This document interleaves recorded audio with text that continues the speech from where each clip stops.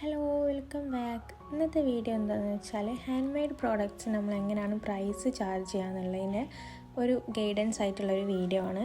ഈ വീഡിയോ മെയിനായിട്ട് ബിഗിനേഴ്സിന് വേണ്ടിയാണ് കേട്ടോ. കാരണം ഒരുപാട് ആൾക്കാർ എനിക്ക് ഇൻസ്റ്റയിലും വാട്സപ്പിലും ഒക്കെ മെസ്സേജ് അയച്ചതിൻ്റെ ബേസിലാണ് ഞാൻ ഈ വീഡിയോ ചെയ്യുന്നത്. എത്ര പ്രൈസ് ഇടണം, എത്ര മാർജിൻ വെക്കണം എന്നൊക്കെ ഒരുപാട് പേര് മെസ്സേജ് അയക്കുന്നതുകൊണ്ട് എല്ലാവർക്കും കൂടെ ഹെൽപ്ഫുൾ ആവുന്ന രീതിയിലൊരു വീഡിയോ ചെയ്യാമെന്ന് വെച്ചു. ഫസ്റ്റ് ഓഫ് ഓൾ നിങ്ങൾക്ക് നിങ്ങളുടെ പ്രൊഡക്റ്റിന് ഇഷ്ടമുള്ള പ്രൈസ് ഇടാം കേട്ടോ. ഞാൻ ജസ്റ്റ് ഒരു ഗൈഡൻസ് മാത്രമാണ് തരുന്നത്. അപ്പോൾ ഈ വീഡിയോയിലോട്ട് കിടക്കാം. ഈ വീഡിയോ 3 പാർട്ടാക്കിയിട്ടാണ് ഞാൻ പറയുന്നത്. ഫസ്റ്റ് നമ്മൾ കോമൺ ആയിട്ട് അറിഞ്ഞിരിക്കേണ്ട കുറച്ച് കാര്യങ്ങൾ, പിന്നെ എങ്ങനെയാണ് പ്രൈസ് ചെയ്യുന്നത്, അതായത് പ്രൈസ് ഇടുമ്പോൾ നമ്മൾ എന്തൊക്കെ കാര്യങ്ങൾ നോക്കണം, എന്തൊക്കെ ഇൻക്ലൂഡ് ആക്കിയിട്ടാണ് നമ്മൾ പ്രൈസ് ചെയ്യേണ്ടത് എന്നൊക്കെയുള്ളത്. പിന്നെ തേർഡായിട്ട് കുറച്ച് പ്രോഡക്റ്റ്സിന് ഏകദേശം പറയാൻ പറ്റുന്ന പ്രൈസ് റേഞ്ചസും പറഞ്ഞു തരാം. നമ്മളൊരു പ്രൊഡക്റ്റിന് പ്രൈസ് ഇടുമ്പോൾ മെയിനായിട്ട് ശ്രദ്ധിക്കേണ്ട എന്താണെന്ന് വെച്ചാൽ ഒരിക്കലും മറ്റുള്ളവരെ കമ്പയർ ചെയ്തിട്ടായിരിക്കരുത് ഇടുന്നത്. കാരണം അവരുടെ നമ്മുടെയും പ്രോഡക്റ്റ്സ് എല്ലാം കൊണ്ടും വളരെ ഡിഫറെൻ്റ് ഉണ്ടാവും. അതായത് മെറ്റീരിയൽ ആയാലും ഡിസൈൻ ആയാലും എല്ലാം. സോ ആദ്യം നമ്മൾ നമ്മുടെ തന്നെ ഒരു സ്ട്രാറ്റജി സെറ്റ് ചെയ്യാൻ ശ്രമിക്കുക. അതിപ്പോൾ ഈ വീഡിയോ ഫുള്ള് കണ്ടു കഴിഞ്ഞാൽ നിങ്ങൾക്ക് തന്നെ സെറ്റ് ചെയ്തെടുക്കാൻ പറ്റും. ഇപ്പോൾ എക്സാമ്പിൾ പറയുകയാണെങ്കിൽ, ഇപ്പോൾ ഒരു പ്രൊഡക്റ്റ് നമുക്ക് റേറ്റ് ഇടാൻ അറിയില്ലെങ്കിൽ പലരും ചെയ്യുന്നത് വേറെ ഒരാൾക്ക് അയച്ചു കൊടുത്തിട്ട് അവരിടുന്ന പ്രൈസ് എങ്ങനെയാണെന്ന് നോക്കിയിട്ട് അതിനനുസരിച്ച് ഇടാൻ നോക്കുകയായിരിക്കും ചെയ്യുക. അതൊരിക്കലും നമ്മുടെ എഫേർട്ടിനുള്ള വാല്യൂ ആയിരിക്കണം എന്നില്ല. അവരുടെ എഫേർട്ട് വെച്ചായിരിക്കും പ്രൈസ് പറയുന്നത്. നമുക്ക് ചിലപ്പോൾ അതിലും എഫേർട്ട് വന്നിട്ടുണ്ടാവും ഈ ഒരു പ്രൊഡക്റ്റിൻ്റെ ഫൈനൽ ഔട്ട്പുട്ട് കിട്ടാൻ വേണ്ടിയിട്ട്. ഞാനിങ്ങനെ പറയാൻ കാരണം എന്താണെന്ന് വെച്ചാൽ, ഇപ്പോൾ എനിക്ക് മെറ്റീരിയൽസ് കിട്ടുന്ന പ്രൈസിലായിരിക്കില്ലല്ലോ നിങ്ങൾക്ക് കിട്ടുക. It depend upon location very ആർ. ടൗൺ ഏരിയയിലൊക്കെ ആണെങ്കിൽ റേറ്റ് കുറച്ച് കിട്ടും. അതുപോലെ ആ ഏരിയയിലൊക്കെ കുറേ ഹോൾസെയിൽ ഷോപ്പുകൾ ഉണ്ടാവുമല്ലോ. ഈ റൂറൽ ഏരിയാസൊക്കെ ആകുമ്പോൾ നമുക്ക് മെറ്റീരിയൽസ് കിട്ടുന്നത് കുറച്ചുകൂടെ റേറ്റ് കൂടുതലായിരിക്കും. സപ്പോസ് മറ്റൊരാളിടുന്ന സെയിം റേറ്റ് ഇട്ട് കൊടുത്താൽ ഈ ഒരു റീസൺ കൊണ്ട് നമുക്ക് പ്രോഫിറ്റ് കുറയാൻ ചാൻസ് ഉണ്ട്. അല്ലാന്നുണ്ടെങ്കിൽ നമ്മൾ സെയിം പ്രൈസ് ഇടുന്നതിന് തെറ്റൊന്നുമില്ല കേട്ടോ. അത് തെറ്റായതുകൊണ്ട് പറഞ്ഞതല്ല. അപ്പോൾ നമ്മൾ ഉദ്ദേശിക്കുന്ന ആ ഒരു പ്രോഫിറ്റ് നമുക്ക് കിട്ടുന്നുണ്ടാവില്ല, അതുകൊണ്ടാണ് പറഞ്ഞത്. പല ആളുകളും കംപ്ലൈൻറ്റ് പറയാറുണ്ട്, മറ്റൊരിടത്ത് ഇത്ര പ്രൈസ് ഇല്ലല്ലോ, നിങ്ങളുടെ അടുത്ത് ഇത്ര പ്രൈസ് എന്താണെന്നൊക്കെ. അതിൻ്റെയൊക്കെ റീസൺ ഇതാണ്, അവർക്ക് കിട്ടുന്ന റേറ്റ് നമുക്ക് പ്രൊഡക്റ്റ് കിട്ടുന്നുണ്ടാവില്ല. ഹാൻഡ് മെയ്ഡ് പ്രോഡക്റ്റ്സ് എപ്പോഴും അങ്ങനെ ആയിരിക്കും. എല്ലാവർക്കും ഒരേ പ്രൈസ് ഇടാൻ പറ്റില്ല, എന്തായാലും വേരിയേഷൻസ് ഉണ്ടാവും. ആസ് എ ബിഗിനർ എന്തായാലും നമ്മൾ അത്യാവശ്യം ബഡ്ജറ്റ് ഫ്രണ്ട്ലി ആയിട്ട് വേണം റേറ്റ് ഇടാൻ. കാരണം നമ്മളൊന്ന് പിച്ചയച്ച് വരുന്നതല്ലേ ഉള്ളൂ. അപ്പോൾ നമുക്ക് കുറച്ച് ഓർഡേഴ്സൊക്കെ കിട്ടാനും ബിസിനസ് ഒന്ന് റീച്ച് ആകണമെങ്കിലും ഒക്കെ അത്യാവശ്യം റേറ്റ് കുറച്ചിട്ട്, അതും കുറേ കുറയ്ക്കരുത്. നമുക്ക് പ്രോഫിറ്റ് കിട്ടുന്ന രീതിയിൽ അത്യാവശ്യം ഒരു ബഡ്ജറ്റ് ഫ്രണ്ട്ലി ആയിട്ട് വേണം ചെയ്യാൻ വേണ്ടിയിട്ട്. പിന്നെ ഇവഞ്ച്വലി നമുക്ക് നമ്മുടെ സ്റ്റാൻഡേർഡ്സിനൊക്കെ അനുസരിച്ചിട്ട് ഇൻക്രീസ് ചെയ്ത് കൊണ്ടുവരാൻ പറ്റും. ഇനി എന്തൊക്കെ കാര്യങ്ങൾ ബേസ് ചെയ്തിട്ടാണ് നമ്മൾ പ്രൈസ് ഇടേണ്ടത് നോക്കാം. നമ്മൾ വാങ്ങിക്കുന്ന മെറ്റീരിയൽ കോസ്റ്റ് മാത്രമാണല്ലോ ഇപ്പോൾ എല്ലാവരും കൂട്ടുക. മെറ്റീരിയൽസ് കോസ്റ്റ് മാത്രമല്ല, അതിലേക്ക് കുറേ കാര്യങ്ങൾ അല്ലാത്തതും കൂടിയും ആഡ് ആക്കിയിട്ടാണ് നമ്മളൊരു കോസ്റ്റ് കണ്ടുപിടിക്കുന്നത്. അപ്പോൾ എന്തൊക്കെ ഫാക്ടേഴ്സാണ് ഈ ഒരു കോസ്റ്റ് കണ്ടുപിടിക്കാനുള്ളത് നോക്കാം. ഫസ്റ്റ് തന്നെ മെറ്റീരിയൽ കോസ്റ്റ്. സിമ്പിളായിട്ട് പറഞ്ഞാൽ നമ്മൾ എന്തൊക്കെ സാധനങ്ങളാണ് ഒരു പ്രൊഡക്റ്റ് ഉണ്ടാക്കാൻ വാങ്ങുന്നത്, അതാണ് അതിൻ്റെ മെറ്റീരിയൽ കോസ്റ്റ്. സപ്പോസ് ഒരു ഫ്രെയിം ഉണ്ടാക്കാനാണെങ്കിൽ അതിന് ഫ്രെയിം വേണം, പ്രിൻ്റ് വേണം, ഇതൊക്കെയാണ് അതിൻ്റെ മെറ്റീരിയൽ. പ്രിൻ്റ് നമ്മൾ മെറ്റീരിയലിൻ്റെ കൂട്ടത്തിൽ ഇൻക്ലൂഡ് ആക്കണം കേട്ടോ. പിന്നെ സെക്കൻഡ് വരുന്നത് ട്രാവലിംഗ് കോസ്റ്റ്. അധികം ആൾക്കാർ ഈ ട്രാവലിംഗ് കോസ്റ്റ് ഒന്നും ഇൻക്ലൂഡ് ആക്കാറില്ല പ്രൈസ് ചെയ്യുമ്പോൾ. ട്രാവലിംഗ് കോസ്റ്റ് എന്ന് പറഞ്ഞാൽ മെറ്റീരിയൽസൊക്കെ കളക്ട് ചെയ്യാൻ പോകാൻ എന്തായാലും നമുക്കൊരു എക്സ്പെൻസ് ഉണ്ടാവുമല്ലോ, അതാണ് കേട്ടോ. അധികം കളക്ട് ചെയ്യില്ല എന്ന് പറഞ്ഞത് എൻ്റെ എക്സ്പീരിയൻസ് വെച്ചിട്ടാണ് കേട്ടോ. അതായത് ഞാൻ ആദ്യമൊന്നും ഈ ഒരു ട്രാവലിംഗ് കോസ്റ്റ് കൂട്ടല്ലായിരുന്നു. ബട്ട് ഇതിൻ്റെ ഒരു പ്രശ്നം എന്താണെന്ന് വെച്ചാൽ, ഇത് കൂട്ടിയില്ലെങ്കിൽ പിന്നെ നമുക്ക് എമൗണ്ട് കിട്ടുമ്പോൾ നമ്മൾ ഉദ്ദേശിച്ച പ്രോഫിറ്റ് ഉണ്ടാവില്ല. കാരണം അതിൻ്റെ ഒരു പ്രോഫിറ്റിൻ്റെ ഭാഗം ഈ ഒരു എക്സ്പെൻസിലേക്ക് പോവുമല്ലോ. ബട്ട് എല്ലാവർക്കും ഇത് എക്സ്പെൻസ് ആണെന്നില്ല. അതായത് ഇപ്പോൾ വീടിൻ്റെ തൊട്ടടുത്ത് തന്നെ, അല്ലെങ്കിൽ ഓഫീസിലുള്ളവരാണ്, ഓഫീസിൻ്റെ അടുത്ത്, പഠിക്കുന്ന സ്ഥലത്തിൻ്റെ തൊട്ടടുത്തൊക്കെ ഇതുപോലത്തെ ഷോപ്പ് ഉണ്ടെങ്കിൽ പിന്നെ അവിടെ ട്രാവലിംഗ് എക്സ്പെൻസ് വരുന്നില്ലല്ലോ. അങ്ങനെയൊന്നും ആകുമ്പോൾ പിന്നെ സീനില്ല. പിന്നെ മെറ്റീരിയൽ കളക്ട് ചെയ്യാൻ പോകുന്ന കോസ്റ്റ് മാത്രമല്ല കേട്ടോ ഈ കാറ്റഗറിയിൽ വരുന്ന. നമ്മൾ കൊറിയർ ചെയ്യാനൊക്കെ പോവുകയാണെങ്കിൽ, ഇപ്പം കുറേ ദൂരം പോകണം കൊറിയർ ചെയ്യാനെന്നുണ്ടെങ്കിൽ ആ ഒരു ചാർജൊക്കെ ഈ ഒരു ട്രാവലിംഗ് എക്സ്പെൻസിൽ കൂട്ടാം.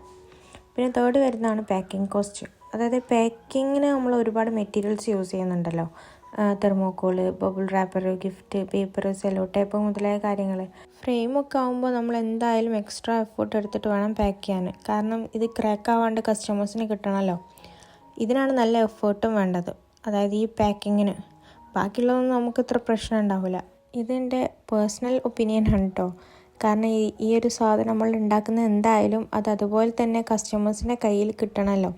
എന്തെങ്കിലും ഒരു മിസ്റ്റേക്ക് വന്നാൽ പിന്നെ നമ്മൾ ചെയ്ത കാര്യമൊക്കെ വേസ്റ്റായി പോലെ. അപ്പോൾ അതിന് വേണ്ടിയിട്ടുള്ള മെറ്റീരിയൽസാണ് ഈ പാക്കിംഗ് കോസ്റ്റിൽ വരുന്നത്. അത് പാക്ക് ചെയ്തിട്ട് നല്ല സെറ്റാക്കിയിട്ട് അയക്കാൻ വേണ്ടിയിട്ട് വരുന്നത്. ഈ പാക്കിംഗ് മെറ്റീരിയലിൻ്റെ കോസ്റ്റും അധികം ആൾക്കാരോട് എടുക്കാനും വിട്ടുപോകാൻ ചാൻസ് ഉണ്ട്. കാരണം ഈ തെർമോക്കോള്, സെല്ലോ ടേപ്പ് കാര്യങ്ങളൊക്കെ നമ്മൾ ആദ്യം വാങ്ങി വെക്കുന്നതാണല്ലോ. അപ്പോൾ ഇതിലേക്ക് നമ്മൾ ഈ പ്രൊഡക്റ്റിൻ്റെ കോസ്റ്റ് കാൽക്കുലേറ്റ് ചെയ്യുമ്പോൾ ചിലപ്പോൾ ഈ ഒരു കോസ്റ്റൊക്കെ എടുക്കാൻ വിട്ടുപോകുന്നുണ്ടാവും.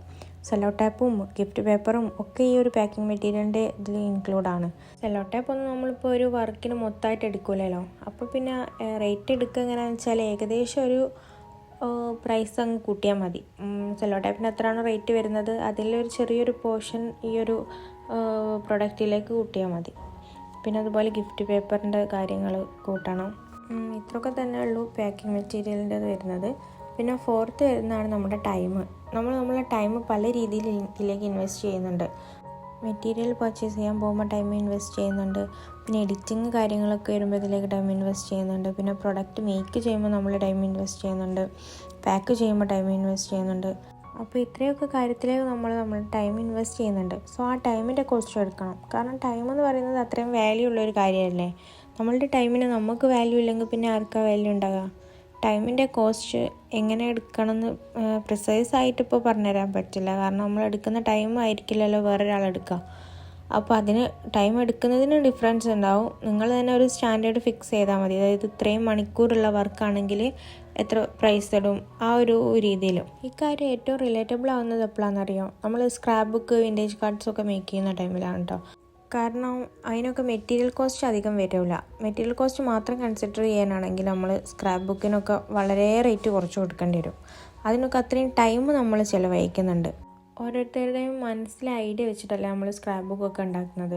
അത് കംപ്ലീറ്റ്ലി ഹാൻഡ് മെയ്ഡാണ്. എൻ്റെ പേഴ്സണൽ സ്കില്ലിനെ ഡിപ്പെൻഡ് ചെയ്തിട്ടുള്ളതാണ്. 1-2 മണിക്കൂറല്ലല്ലോ നമ്മളിതിനു വേണ്ടി സ്പെൻഡ് ചെയ്യുന്നത്. ഒരുപാട് ടൈമും പേഷ്യൻസും ഒക്കെ വേണം ഈ ഒരു സ്ക്രാപ്പ് ബുക്കിംഗ് ചെയ്യാൻ വേണ്ടിയിട്ട്. അപ്പോൾ അതിനൊക്കെ പ്രൈസ് ഇടുന്നത് മെയിനായിട്ട് ടൈമും പിന്നെ വേറൊരു ഫാക്ടർ ഉണ്ട്, അത് നെക്സ്റ്റ് പറയാം. അതും കൺസിഡർ ചെയ്തിട്ടാണ് പ്രൈസ് ഇടേണ്ടത്. അപ്പോൾ ഇങ്ങനത്തെ വർക്കിനൊക്കെ പ്രൈസ് ഇടുമ്പം ടൈം എന്ന് പറയുന്ന ഒരു ഫാക്ടർ അത്രയും ഇമ്പോർട്ടൻ്റ് ആയിട്ട് കൺസിഡർ ചെയ്യേണ്ടതാണ്. പിന്നെ വരുന്നതാണ് എഫേർട്ട്.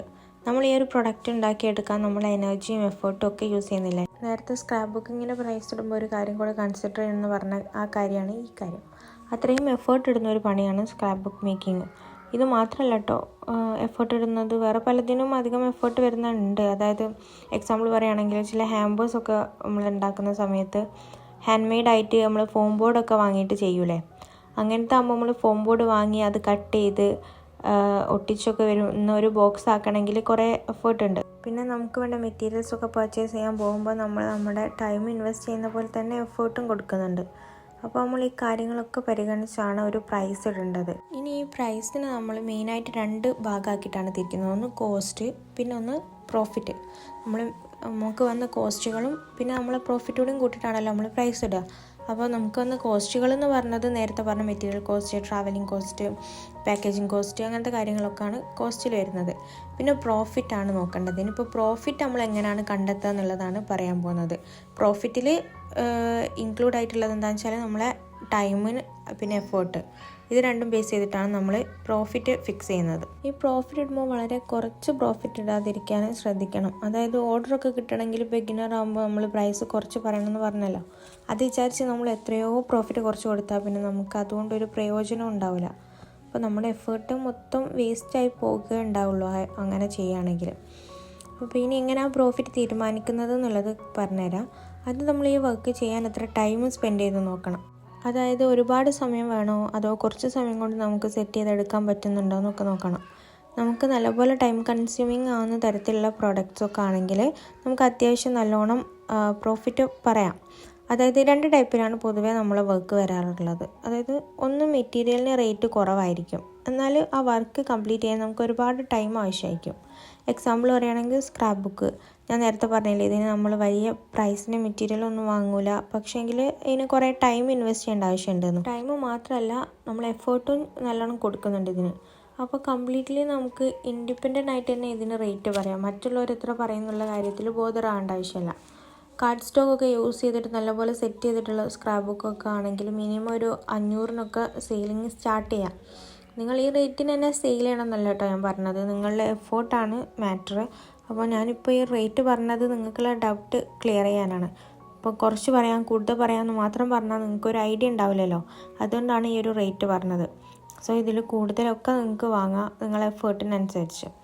ഇനി രണ്ടാമത്തെ ടൈപ്പ് ഏതാണെന്ന് വെച്ചാൽ, ഈ ഒരു ടൈപ്പ് മെറ്റീരിയൽസിനൊക്കെ കോസ്റ്റ് കൂടുതലായിരിക്കും, എന്നാൽ നമുക്കിത് സെറ്റ് ചെയ്യാൻ അധികം ടൈമും എഫേർട്ടൊന്നും വേണ്ട ആവശ്യമില്ല. ഇതിനൊക്കെ കമ്പാരേറ്റീവ്ലി, അതായത് മറ്റേ ടൈപ്പായിട്ട് കമ്പയർ ചെയ്യുമ്പം പ്രോഫിറ്റ് കുറച്ച് മാത്രമേ നമുക്ക് കൂട്ടാൻ പറ്റുള്ളൂ.